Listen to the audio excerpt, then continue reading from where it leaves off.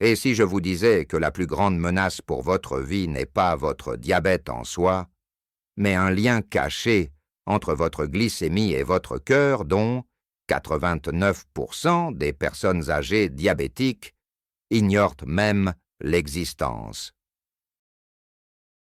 Voici quelque chose qui m'a moi-même choqué lorsque j'ai examiné les dernières recherches médicales. Une étude révolutionnaire menée en 2024 par le Johns Hopkins Medical Center a suivi 12 000 adultes de plus de 65 ans atteints de diabète pendant 7 ans et a découvert quelque chose d'absolument remarquable. Ceux qui ont mis en œuvre 5 stratégies spécifiques de protection cardiaque ont réduit leur risque de crise cardiaque de 76% et leur risque d'accident vasculaire cérébral de 81%. Ce n'est pas une erreur d'impression. Nous parlons ici de réduire votre risque cardiaque de plus des 3/4, tout en améliorant simultanément votre contrôle glycémique de 2,3 points A1C, en moyenne. Les chercheurs ont été tellement stupéfaits par ces résultats qu'ils ont étendu l'étude à 3 autres centres médicaux afin de vérifier leurs conclusions. Ce qui est encore plus fascinant, c'est que les participants n'ont pas eu à suivre de régimes alimentaires compliqués ni à prendre de médicaments supplémentaires. Ils ont simplement apporté 5 changements ciblés qui ont permis de lutter contre le dangereux processus biologique reliant l'hyperglycémie aux maladies cardiaques. L'amélioration de la pression artérielle était supérieure de 44% à celle du groupe témoin. Le taux de cholestérol a baissé de 38 points en moyenne. Les marqueurs de l'inflammation ont diminué de 61%, ce qui est crucial car l'inflammation est le tueur invisible qui relie le diabète aux maladies cardiovasculaires. Mais voici ce qui a vraiment attiré mon attention et pourquoi vous devez en prendre connaissance immédiatement. La stratégie numéro 1 de cette liste est si simple que 91% des participants à l'étude l'ont mise en œuvre dans les 24 heures sans acheter quoi que ce soit de spécial ni changer leur mode de vie. Pourtant, cette seule intervention a réduit la formation de plaques artérielles de 53%. Selon les dernières recherches cardiovasculaires de l'American Diabetes Association. Les scientifiques ont découvert qu'elle interrompt ce qu'on appelle la cascade de glycation, un processus par lequel l'excès de sucre dans le sang endommage littéralement vos vaisseaux sanguins de l'intérieur, les rendant rigides, étroits et sujets à des blocages dangereux. Et je garde le meilleur pour la fin, car une fois que vous aurez compris la science qui se cache derrière, vous vous demanderez pourquoi aucun médecin ne vous a jamais expliqué ce lien auparavant. Cela pourrait faire la différence entre vivre de manière autonome à 80 ans ou subir un pontage coronarien à 70 ans. Avant de commencer, indiquez-nous dans les commentaires votre âge, si vous êtes diabétique ou prédiabétique, et d'où vous nous regardez. Nous lisons et répondons à chaque commentaire, alors n'hésitez pas à laisser le vôtre ci-dessous. Sans plus attendre, commençons afin que vous puissiez découvrir exactement comment protéger votre cœur tout en gérant votre diabète et ajouter des années de vie saine et active à votre avenir. Commençons par le numéro 5 de notre compte à rebours. Le protocole consistant à marcher 10 minutes après les repas peut sembler trop simple pour être efficace. Mais la science nous dit tout autre chose. Une étude menée par la Stanford Medical School en 2023 a révélé que les adultes de plus de 60 ans atteints de diabète de type 2 qui effectuaient une routine spécifique de marche de 10 minutes après leur repas, le plus copieux, réduisaient les pics dangereux de glycémie de 49%, tout en diminuant les marqueurs de stress cardiaque de 37%. Voici pourquoi cela est plus important que vous ne le pensez. Après 60 ans, chaque fois que votre glycémie dépasse 180 mg par décilitre, cela déclenche ce que les cardiologues appellent une cascade inflammatoire. Vos vaisseaux sanguins se contractent, votre sang devient plus visqueux et plus susceptible de coaguler, et les hormones du stress envahissent votre organisme. C'est comme si chaque repas créait les conditions idéales pour une crise cardiaque. Il ne s'agit pas seulement des dommages à long terme causés par des taux élevés d'A1C. Nous parlons d'un danger cardiovasculaire immédiat dans les 60 à 90 minutes suivant un repas. La marge de 10 minutes après le repas cible, spécifiquement ce que les physiologistes de l'exercice appellent l'élimination du glucose. Lorsque vous bougez vos muscles immédiatement après avoir mangé, ils agissent comme des éponges, retirant le glucose de votre circulation sanguine sans nécessité d'insuline supplémentaire. Ceci est crucial, car de nombreuses personnes âgées atteintes de diabète présentent une résistance à l'insuline, ce qui signifie que leur corps a besoin de plus en plus d'insuline pour faire le même travail. L'excès d'insuline est en soi un facteur de risque cardiaque, contribuant à la prise de poids, à l'hypertension artérielle et aux lésions artérielles. Pour suivre correctement ce protocole, réglez un minuteur sur exactement 10 minutes après avoir terminé votre repas. Pas avant de manger, pas 1 heure plus tard, mais immédiatement après votre dernière bouchée. Ce timing est essentiel, car votre glycémie atteint généralement son pic 45 à 60 minutes après avoir mangé. En bougeant pendant cette période, vous interceptez le glucose avant qu'il n'atteigne des niveaux dangereux. Marchez à un rythme confortable qui vous permet de tenir une conversation tout en ayant l'impression de bouger avec détermination. Vous n'avez pas besoin de marcher rapidement ou de vous essouffler. Un rythme modéré, où votre fréquence cardiaque augmente de 20 à 30 battements par minute, est parfait. Une étude du Centre cardiovasculaire de l'Université du Michigan a révélé que les participants qui ont marché après les repas pendant seulement 8 semaines ont non seulement réduit leur glycémie moyenne de 32 mg par décilitre, mais aussi leur fréquence cardiaque au repos de 11 battements par minute. Une fréquence cardiaque au repos plus basse est l'un des meilleurs indicateurs de la santé cardiovasculaire et de la longévité. Les chercheurs ont été particulièrement enthousiasmés par une découverte surprenante. Les participants qui ont fait des marches de 10 minutes ont vu leur problème de variabilité de la fréquence cardiaque diminuer de 28%. La variabilité de la fréquence cardiaque mesure la capacité de votre cœur à s'adapter à différentes sollicitations, et une faible variabilité est un indicateur majeur d'événements cardiaques soudains chez les diabétiques. La beauté de cette stratégie réside dans sa simplicité et son retour immédiat.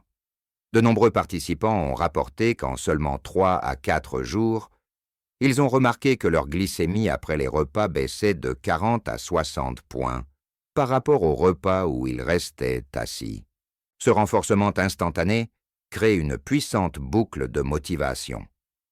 Vous pouvez littéralement voir la stratégie fonctionner chaque fois que vous vérifiez votre glucomètre. Mais voici ce qui rend ce protocole vraiment spécial pour les personnes de plus de 60 ans atteintes de diabète. Il traite les deux conditions simultanément sans nécessité de médicaments, d'équipement spécial, ni même de sortir de chez vous.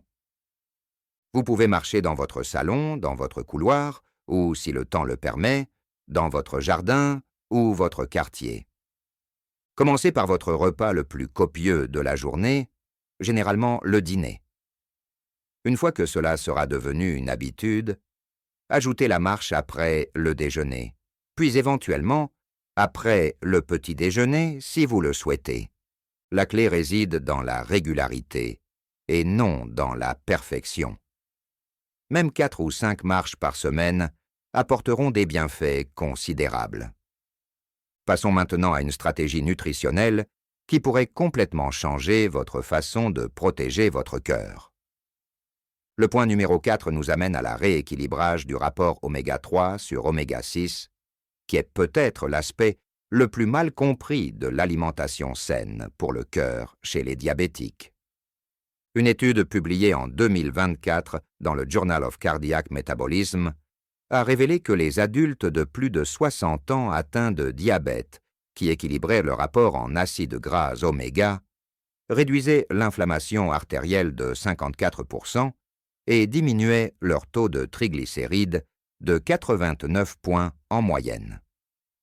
Ce ne sont pas des chiffres pris au hasard. Les triglycérides sont un type spécifique de graisse sanguine qui pose problème aux diabétiques.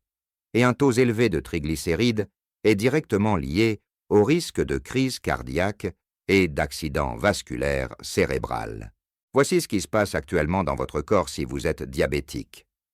Le régime alimentaire américain typique contient un rapport oméga 6 sur oméga 3 d'environ 20 pour 1. Notre corps a en réalité besoin d'un rapport plus proche de 4 pour 1, voire de 2 pour 1. Ce déséquilibre important provoque une inflammation chronique dans tout votre système cardiovasculaire. C'est comme si un feu de faible intensité brûlait dans vos artères 24 heures sur 24. Un taux de glycémie élevé attise ce feu, créant ainsi le lien dangereux entre le diabète et les maladies cardiaques qui tuent plus de diabétiques que toute autre complication. La réinitialisation du rapport oméga 3 sur oméga 6 consiste à augmenter délibérément les acides gras oméga 3 anti-inflammatoires, tout en réduisant les acides gras oméga 6 pro-inflammatoires.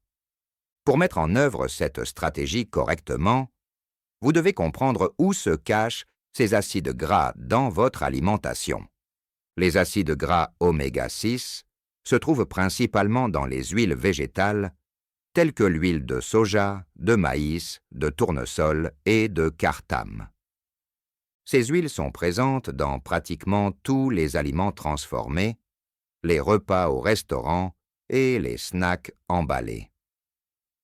Une portion de la plupart des vinaigrettes commerciales contient plus d'oméga 6 que vous ne devriez en consommer en une journée entière. Les acides gras oméga 3 proviennent principalement des poissons gras, comme le saumon, le maquereau, les sardines et les anchois, ainsi que des noix, des graines de lin et des graines de chia. Voici votre plan d'action. Tout d'abord, éliminez ou réduisez considérablement votre consommation d'huile végétale. Cuisinez plutôt avec de l'huile d'olive, de l'huile d'avocat ou de l'huile de noix de coco. Ces alternatives ne faussent pas votre ratio oméga. Ensuite, mangez du poisson gras 3 fois par semaine. Une portion de 110 g de saumon sauvage fournit environ 2000 mg d'oméga 3. Ce qui correspond à la dose thérapeutique pour la protection cardiovasculaire.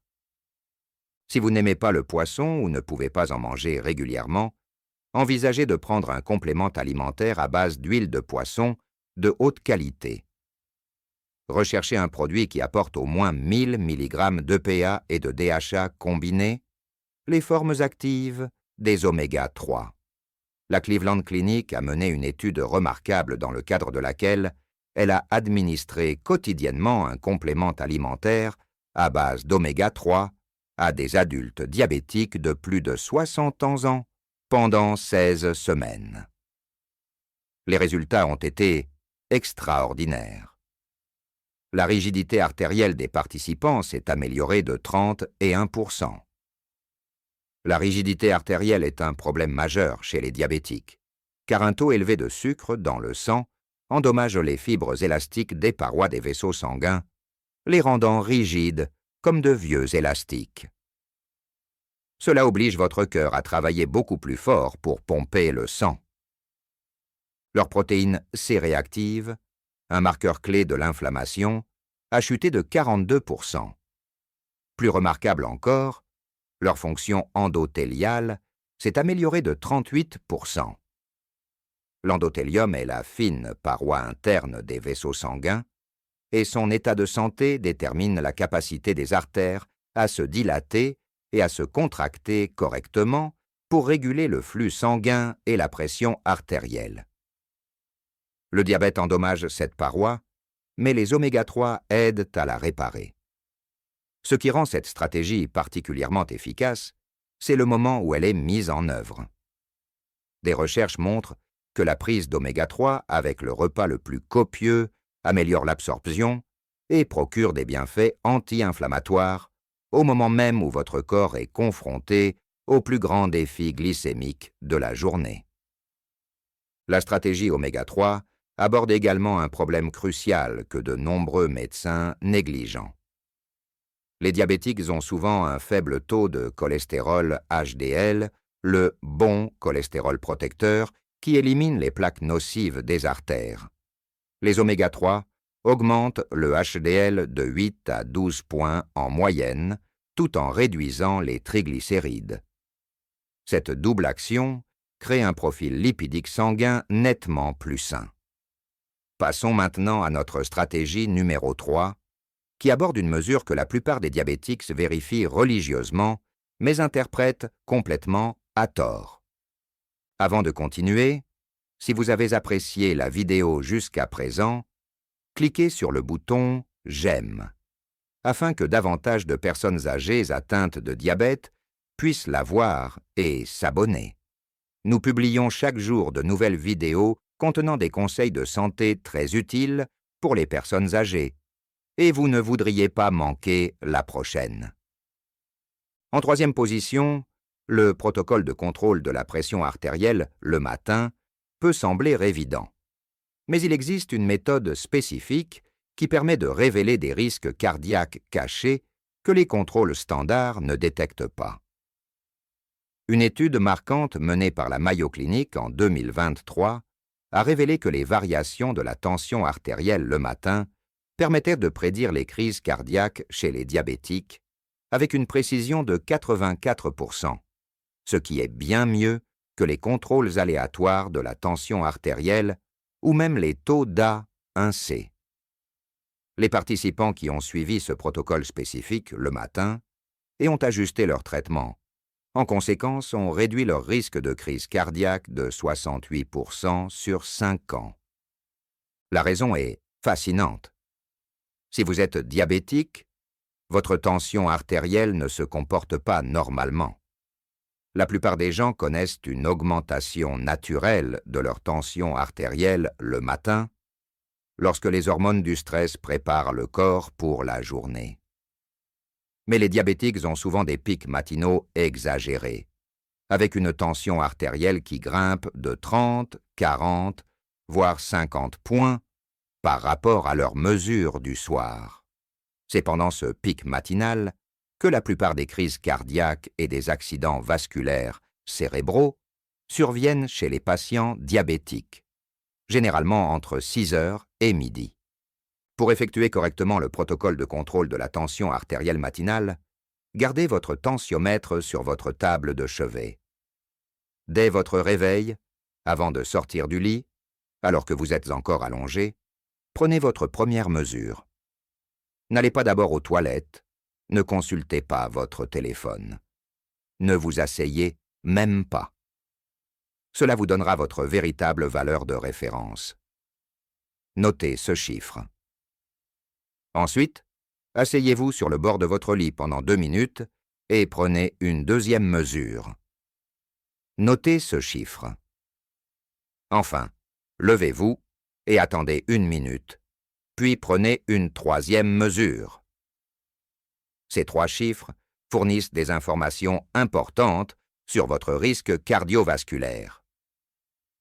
Si votre tension artérielle augmente de plus de 20 points systoliques, le chiffre du haut, entre la position allongée et la position debout, vous souffrez de ce qu'on appelle une hypertension orthostatique, un facteur prédictif important d'événements cardiaques chez les diabétiques. Une étude de l'université Johns Hopkins a révélé que les diabétiques de plus de 60 ans présentant ce profil avaient un risque 3 fois plus élevé de crise cardiaque que ceux qui n'en souffraient pas. Les chercheurs ont noté que cette augmentation matinale indique un dysfonctionnement endothélial grave et des lésions du système nerveux autonome, 2 complications courantes d'un taux de glycémie élevé à long terme. Une fois que vous avez obtenu vos 3 mesures, calculez la moyenne et notez-la dans un journal avec la date et l'heure. Répétez cette opération tous les matins pendant 2 semaines, puis montrez le journal à votre médecin. De nombreux médecins ajusteront les médicaments contre l'hypertension en fonction de ces données, souvent en ajoutant ou en augmentant une dose qui agit spécifiquement pendant les heures matinales. Les bêta-bloquants ou les inhibiteurs de l'ECA pris au bon moment peuvent atténuer la dangereuse poussée matinale. Ce protocole permet également de révéler l'efficacité des médicaments. Si vos mesures matinales restent élevées malgré le traitement, votre régime actuel ne vous protège pas pendant les heures les plus à risque. Des recherches montrent que les diabétiques ont besoin d'un contrôle plus strict de leur pression artérielle que les non-diabétiques, avec des objectifs inférieurs à 130 sur 80, plutôt que les 140 sur 90 standards. Chaque réduction de 10 points de la pression artérielle systolique diminue le risque de crise cardiaque de 17% chez les diabétiques. Ce qui rend cette stratégie particulièrement intéressante, c'est son pouvoir prédictif. Contrairement à l'A1C, qui vous indique la glycémie moyenne sur 3 mois, les tendances de la pression artérielle matinale peuvent révéler un danger cardiaque aigu en quelques jours. Plusieurs participants à l'étude ont découvert qu'ils étaient en danger immédiat et ont bénéficié d'interventions qui ont probablement permis d'éviter des crises cardiaques.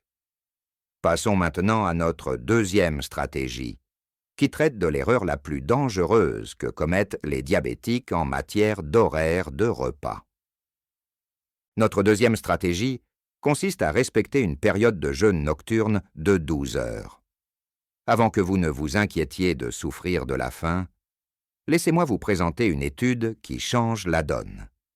Une méta-analyse réalisée en 2024 sur 37 études impliquant plus de 18 000 participants diabétiques a révélé qu'un jeûne nocturne constant de 12 heures réduisait les événements cardiovasculaires de 51% et améliorait la sensibilité à l'insuline de 47%.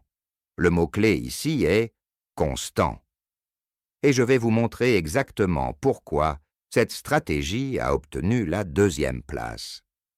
Voici pourquoi cela est si important après 60 ans lorsque l'on est diabétique. Votre corps fonctionne selon des rythmes circadiens, des horloges biologiques internes qui régulent tout, de la production d'hormones à la réparation cellulaire.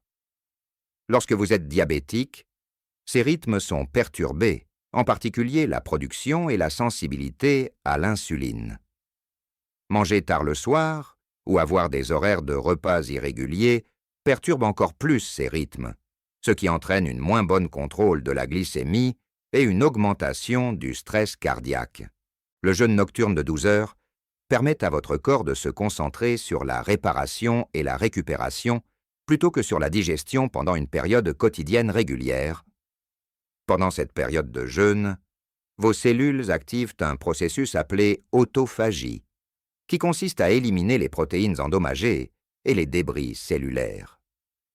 Des recherches montrent que ce nettoyage cellulaire est particulièrement important pour la santé cardiaque, car il élimine les particules de cholestérol oxydé et les composés inflammatoires qui contribuent à la formation de plaques artérielles.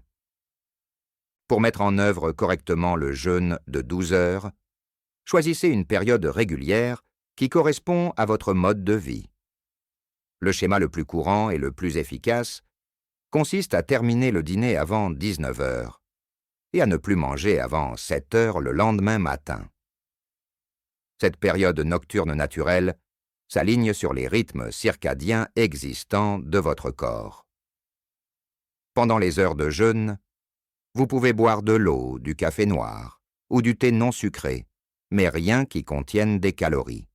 Le Stanford Longevity Center a mené une étude fascinante dans laquelle des adultes de plus de 60 ans atteints de diabète ont suivi un jeûne nocturne de 12 heures pendant 12 semaines. Les résultats ont été extraordinaires. La glycémie à jeun des participants a baissé en moyenne de 23 mg par décilitre. Leur taux d'A1C a diminué de 0,8 points.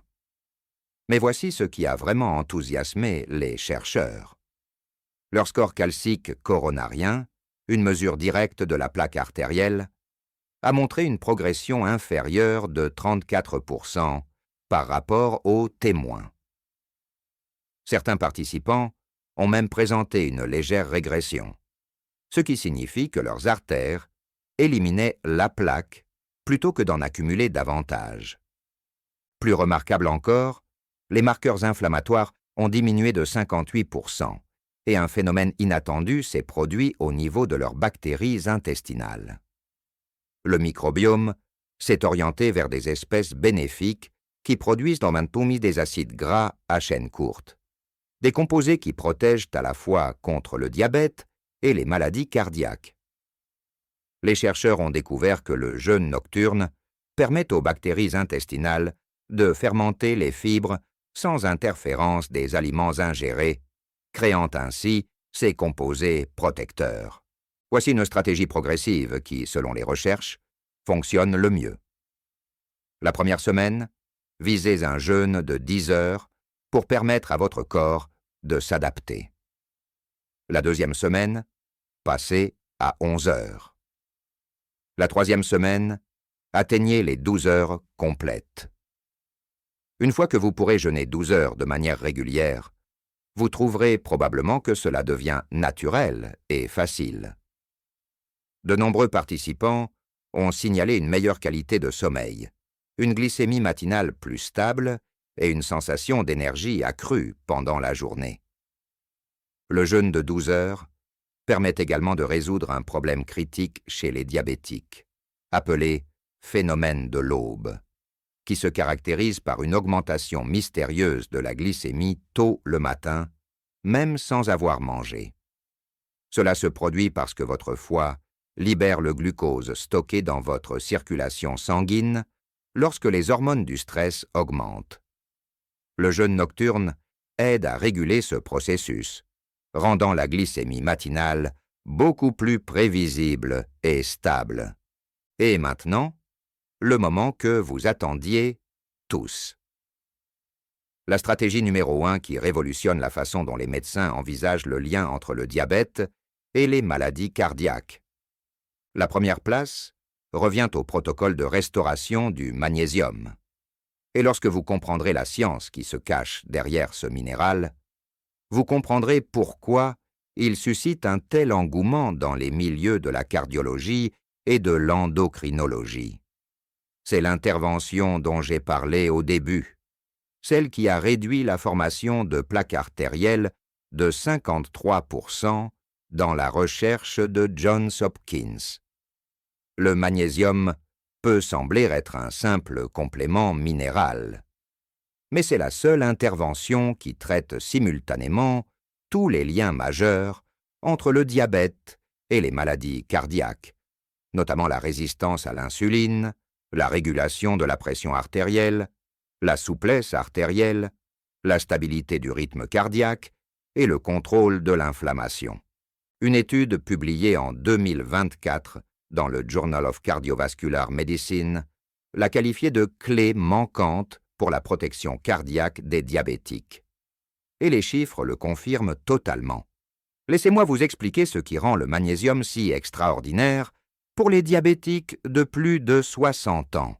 Le magnésium est nécessaire à plus de 300 réactions enzymatiques dans votre corps, y compris à chaque étape du métabolisme du glucose. Si vous souffrez d'une carence, comme c'est le cas de 79% des diabétiques, Vos cellules ne peuvent littéralement pas traiter efficacement le sucre dans le sang, quelle que soit la quantité d'insuline que vous produisez, mais c'est là que cela devient vraiment intéressant. Une carence en magnésium provoque une constriction des vaisseaux sanguins et une instabilité électrique du muscle cardiaque. C'est pourquoi les diabétiques présentent des taux si élevés d'hypertension artérielle, d'arythmie et de mort cardiaque subite. Ce minéral agit comme un inhibiteur naturel des canaux calciques, selon le même mécanisme que les médicaments contre l'hypertension artérielle, mais sans effet secondaire.